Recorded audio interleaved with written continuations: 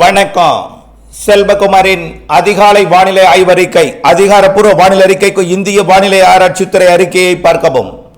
2025 பிப்ரவரி 10 திங்கட்கிழமை அதிகாலை நிலவர வானிலை பதிவு. வானிலை அமைப்பு: நிலநடுக்கோட்டுக்கு தெற்கே நீடித்துக் கொண்டிருக்கூடிய இருவேறு புயல்கள் வட அரைக்கோளத்தில் இருந்து அதாவது நிலநடுக்கோட்டுக்கு வடக்கே இருக்கக்கூடிய குளிர்காற்றை தென்னரைக்கோளம் நோக்கி ஈர்க்கிற காரணத்தினாலே, அதுவும் தமிழ்நாடு ஊடாக பயணிக்கிற காரணத்தினாலே, ஆந்திர ஒடிசா கரையோரம் ஒட்டிய வளிமண்டலத்தில் நீடிக்கக்கூடிய உயரழுத்தம் காரணமாகவும் தமிழ்நாட்டிலே பனிப்பொழிவும் குளிரும் தொடர்கிறது.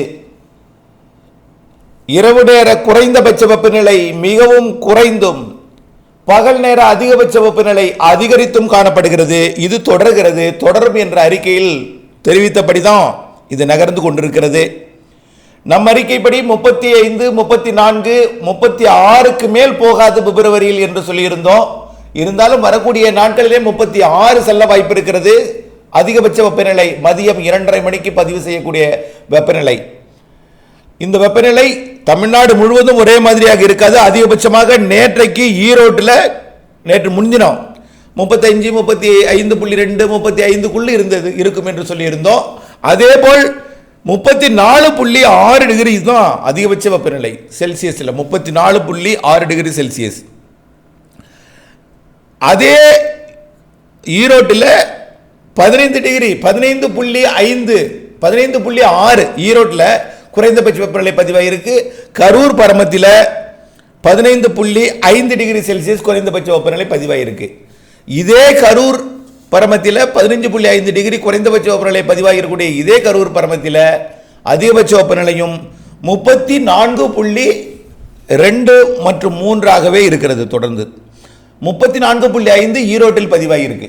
இதுதான் அதிகபட்ச வெப்பநிலை. வெயில் அதிகமாக இருந்தாலும் உணரும் பொழுதுதான் அதிகமாக இருப்பது போல் தெரியும். காரணம் என்னவென்றால், நாம் இவ்வளவு நாள் மழை காலத்தில் பயணித்தோம், குளிர்காலத்தில் பயணித்தோம், அதிகாலையில் குளிரை அனுபவிக்கிறோம். திடீரென்று மதியம் அதிகமாகும் பொழுது வெயில் அதிகமாக தெரியும். குறைந்தபட்ச வெப்பநிலைக்கும் அதிகபட்ச வெப்பநிலைக்கும் 20 டிகிரி வேறுபாடு இருக்கிறது என்பதையும் நீங்கள் நினைவு கொள்ள வேண்டும். மழை வாய்ப்பை பொறுத்த வரைக்கும் 12, 13, 14ஆம் தேதி நம்ம மழை எதிர்பார்த்திருந்தோம் முன்பு. அதற்கு பிறகு அதை மாற்றினோம். தூறல் சாரல் என்று சொன்னோம், மிரட்டும் மழை என்று தற்பொழுது சொல்லிக் கொண்டிருக்கிறோம். இலங்கைக்கு மட்டும் மழை இருக்கும் 12, 13, 14 தேதிகளிலே. தமிழ்நாட்டை பொறுத்த வரைக்கும் 12, 13, 14 தேதிகளில் மிரட்டும் வானிலை. இலங்கைக்கு 11, 12, 13 நாளை மறுநாள் இலங்கைக்கு ஆங்காங்கே தூறல் நனைக்கும். அது கிழக்கு மாகாணங்களுக்கும் தெற்கு மாகாணங்களுக்கும் உறுதி. தமிழ்நாட்டை பொறுத்த வரைக்கும் தென் மாவட்டங்களுக்கு கருமேகம் சூழ்ந்து மிரட்டுதல் கூடுதலாக இருக்கும். டெல்டாவிற்கு 12, 13, 14 தேதிகளில் மிரட்டல் மிகவும் கூடுதலாக இருக்கும். ஆனால் அச்சப்பட தேவையில்லை, மழை வாய்ப்பு இல்லை. அறுவடை விவசாயிகள் தொடர்ந்து அறுவடை செய்யலாம். அடுத்தபடியாக மழை வாய்ப்பு எப்பொழுது என்று நீங்கள் மனதிலே வினவுகிறீர்கள்.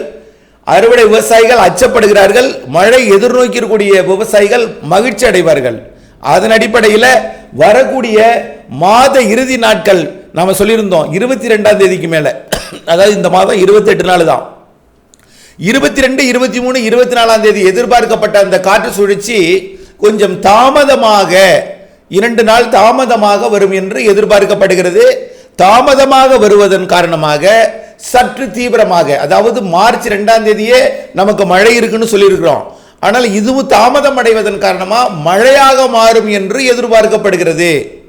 நிலநடுக்கோட்டுக்கு தெற்கே இருக்கக்கூடிய 2 புயல்களும் மகர ரேகைக்கு தெற்கே 23 டிகிரிக்கு தெற்கே போய்விடும் என்பதனால, அதாவது அண்டார்டிகா பக்கத்தை நோக்கி போய்விடும் என்பதனால, ஆஸ்திரேலியாவினுடைய தெற்கு பகுதியில் தான் வேற ஒரு அதாவது எல்லாமே தெற்கு நோக்கி போய்விடும்.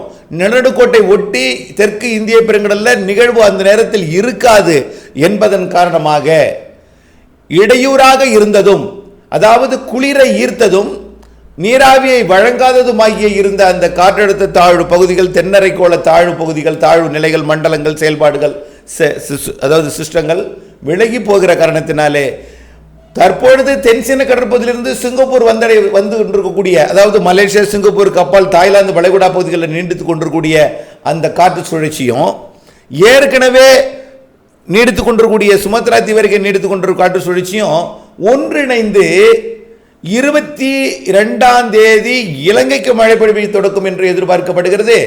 23 வட இலங்கையும் 24, 25, 26 தேதிகளில் 24, 25, 26 தேதிகளில் தமிழ்நாட்டுக்கு மழை வாய்ப்பை ஏற்படுத்துவதற்கு சாதகம் கூடுதலாகி இருக்கிறது. ஆக பிப்ரவரி மாத இறுதியில் மழை வாய்ப்பு 2 அல்லது 3 நாட்கள் தெரிகிறது. ஆகவே அறுவடை விவசாயிகள் இந்த சிஸ்டத்தோட நகர்வு, அதோட தீவிரத்தன்மையை தொடர்ந்து ஆய்வில் அதாவது இணைந்தே இருந்து, ஆய்வறிக்கையுடன் இணைந்தே இருந்து நீங்கள் அறுவடைக்கு திட்டமிட்டுக் கொள்ள வேண்டும். 22, 23, 24 எதிர்பார்க்கப்பட்ட அந்த சிஸ்டம் 2 நாள் தாமதமாக 23 இலங்கைக்கும் 24, 25 22, 23, 24 இலங்கைக்கும் தமிழ்நாட்டிற்கு 23, 24, 25 தமிழ்நாட்டிற்கும் மழை வாய்ப்பை கொடுப்பதற்கு சாதகம் தெரிகிறது. ஆக வந்தால் நல்ல மழை பொழிவை தரவும் வாய்ப்பு இருக்கிறது. ஆகவே மழை இல்லை என்று நினைத்துக் கொண்டு விலகி இருக்க வேண்டாம். அதே நேரத்தில் வந்தும் என்று அச்சப்பட்டு கொண்டிருக்க வேண்டாம். ஆனால் வாய்ப்பு இருக்கிறது. அப்டேட்ஸை பார்த்து நீங்கள் வானிலோடு இணைந்திருந்து அப்டேட்ஸ் பார்த்து திட்டமிட்டுக் கொள்ள வேண்டும். அறுவடை மற்றும் விதைப்புக்கு ஒரு பெரிய பிரச்சனை இருக்காது. அறுவடை மற்றும் விதைப்புக்கு இப்போ மழை தேவை. நிலக்கடலை பல்வேறு விதைப்புகளுக்கு அறுவடையை திட்டமிட்டுக் கொள்ள வேண்டும். குறிப்பாக கடைமடை பகுதிகளில் அறுவடை தற்பொழுது தொடங்கி இருக்கிறது.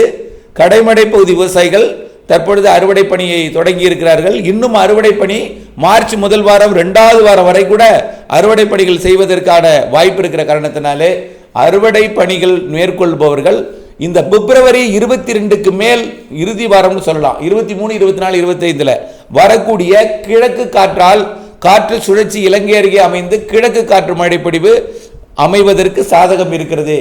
இவையெல்லாம் பார்க்கும் பொழுது கோடை மழை உறுதிப்படுத்த மேலும் வாய்ப்பாக நமக்கு அமைப்பை ஏற்படுத்துகிறது. கோடை மழை உறுதி, கோடை வெப்பம் சராசரிக்கு குறைவு அல்லது சராசரி, கோடை மழை உறுதி.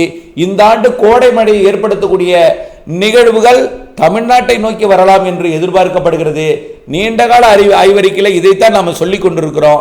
ஆகவே சூரியனின் குத்துக்கதிர் மார்ச் 21 நிலநடுக்கோட்டுக்கு வந்த பிறகு வளிமண்டலம் சாதகமாகிவிடும். ஏற்கனவே கடல் வெப்பமும் சாதகமாக இருக்கிறது, நீரோட்டம் சாதகமாக இருக்கிறது, வளிமண்டலம் இடையூறு கொடுக்கிறது. இருந்தாலும் அந்த வளிமண்டலமும் இடையூறு சாதகமாகிவிடும். நிலநடுக்கோட்டு இந்திய பெருங்கடல் நிகழ்வுகள் இனிமேல் வட அரைக்கோளத்திலே உருவாக தொடங்கும். மார்ச்சிலிருந்து மார்ச்சை விட ஏப்ரல் மே நிகழ்வுகள் கண்டிப்பாக நல்ல மழைப்பொழிவை தருவதற்கு வாய்ப்பு இருக்கிறது. மாதத்திற்கு ஒரு நிகழ்வு வலுவாகவும் பிற நிகழ்வுகள் சிறிய தூறல் சாரல் போன்றவற்றை கொடுக்கும் நிகழ்வாகவும் அமையலாம். கண்டிப்பாக மார்ச்சில் ஒரு நிகழ்வு மழைப்பொழிவை நல்ல மழைப்பொழிவை தரலாம்.